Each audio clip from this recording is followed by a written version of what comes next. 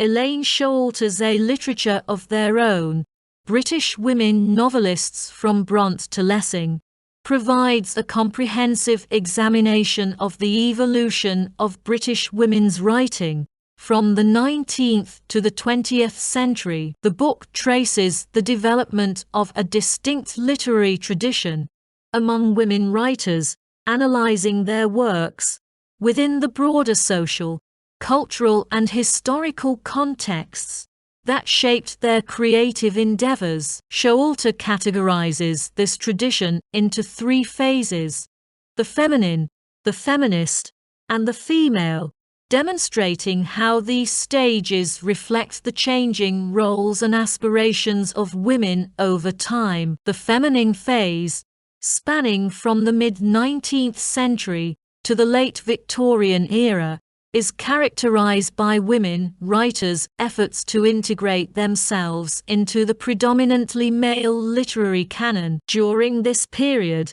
authors such as Charlotte Brontë, George Eliot, and Elizabeth Gaskell worked within established literary conventions, while subtly challenging societal norms through their themes and characters. Showalter emphasizes how these writers navigated a complex landscape of expectations, balancing the demands of professional respectability with their desire to express authentic female experiences. This phase reflects the tension between conformity and rebellion, as women writers sought to gain recognition while addressing issues like marriage, education, and economic independence. The feminist phase, emerging in the late 19th and early 20th centuries, marks a shift towards more overt critiques of patriarchal structures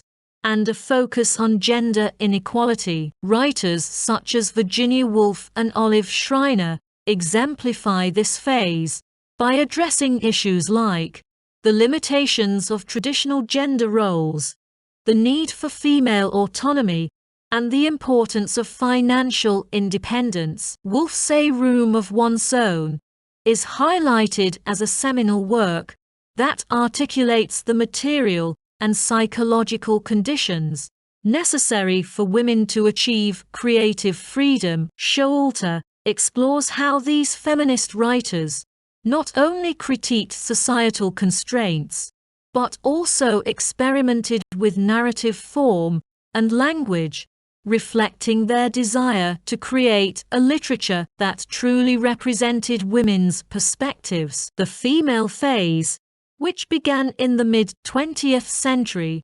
represents a move towards self-discovery and the exploration of women's identities and experiences on their own terms. Writers like Doris Lessing, Muriel Spark, and Margaret Drabble exemplify this phase by rejecting the binaries of male versus female and focusing on the complexities of individual subjectivity. This phase is characterized by a greater diversity of themes, including sexuality, motherhood, and psychological depth, as well as a willingness to challenge traditional narrative structures. Showalter argues that the female phase represents a culmination of the literary tradition, where women writers assert their voices with confidence and creativity. Throughout the book, Showalter highlights the recurring themes and concerns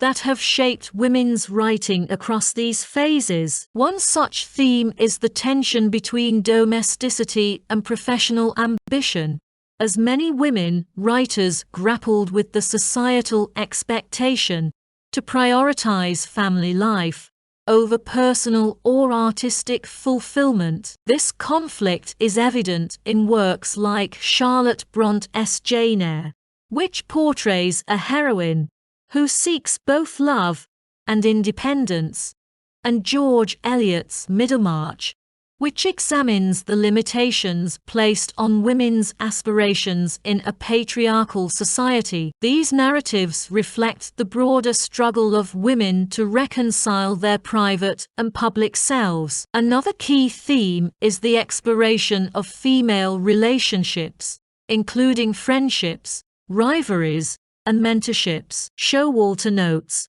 that while male literary traditions often emphasize individualism, women's writing frequently foregrounds community and connection. This emphasis on relationships is particularly evident in works by Elizabeth Gaskell, whose novels depict the solidarity and struggles of women in industrial England, and Virginia Woolf, who explores the dynamics of female friendships and their impact on personal and creative growth. These portrayals challenge the notion of women as isolated or secondary figures, presenting them instead as central agents of their own stories. Showalter also examines the influence of cultural and historical contexts on women's writing, arguing that women novelists have often served as chroniclers of their times. The Industrial Revolution,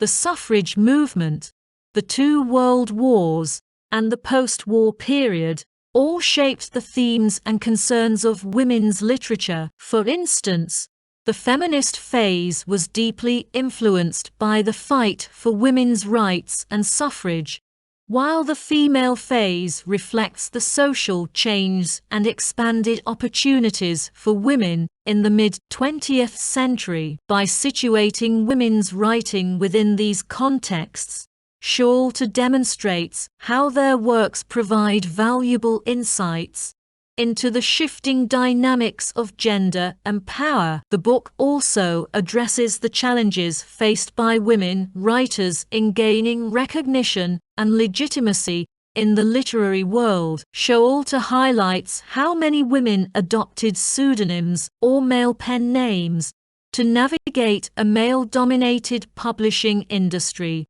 reflecting the systemic barriers to their participation in literary culture. This strategy, employed by authors like George Eliot and the Brontë sisters, underscores the persistent marginalization of women writers and the need for strategies to overcome these obstacles. Showalter argues that despite these challenges, women novelists have contributed significantly to the development of English literature, shaping its forms and themes in profound ways. One of the strengths of a literature of their own is its focus on the diversity of women's voices and experiences. Showalter emphasizes that women's writing is not monolithic, but encompasses a wide range of perspectives, styles, and concerns. By examining works from different genres, social classes, and historical periods, she highlights the richness and complexity of this literary tradition. For example, she contrasts the realist novels of George Eliot with the modernist experiments of Virginia Woolf, showing how each writer reflects and challenges the norms of her time in distinct ways. The book also underscores the importance of women's literature as a site of resistance and transformation. Showalter argues that women novelists have used their works to challenge dominant narratives, question societal norms, and imagine alternative possibilities. This resistance is evident in the subversive humor of Jane Austen, the radical politics of Olive Schreiner, and the psychological insights of Doris Lessing. By reclaiming and celebrating these contributions,